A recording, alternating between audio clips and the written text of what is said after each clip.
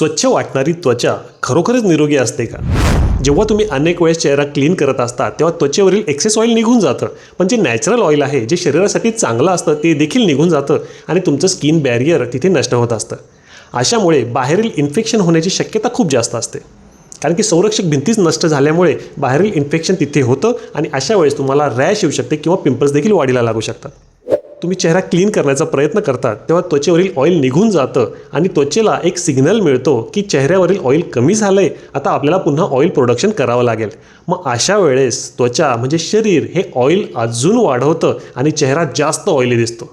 त्यामुळे तुम्ही जेवढ्यात जास्त वेळेस फेसवॉश वापरणार तेवढ्यात जास्त वेळेस तुमची स्किन ही ऑइली असणार आहे. आपण काय करतो की चेहरा ऑइली दिसला की घे फेसवॉशने चेहरा क्लीन करून, ऑइली दिसला की फेसवॉश, ऑइली दिसला की फेसवॉश, पण याने हे ते वाढत असतं. यासाठी तुम्हाला मॉइश्चरायझर वापरावं लागतं. आपण त्याबद्दल नंतर कधीतरी बोलूया. पण हे लक्षात घ्या की एक्सेसिव्ह फेसवॉश वापरल्याने तुमची स्किन खराब होणार आहे. हे टाळण्यासाठी काय करायचं तर तुम्हाला दिवसातून एकदा किंवा दोनदा फेसवॉश वापरायचा आहे. जर तुमची स्किन एक्सेसिव्ह ड्राय होत असेल फेसवॉश वापरल्याने तर तुम्ही दिवसातून एकदाच वापरायला हवा, आणि तुमची स्किन जर ऑइली असेल तर तुम्ही 2 वेळेस फेसवॉश वापरला तरी चालेल.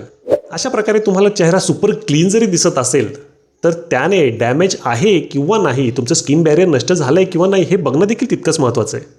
तर यापुढे लक्ष ठेवा, जर त्वचा ओढल्यासारखी वाटत असेल, ड्राय वाटत असेल तर ते स्किन बॅरियर खराब करण्याचं लक्षण देखील असू शकतं.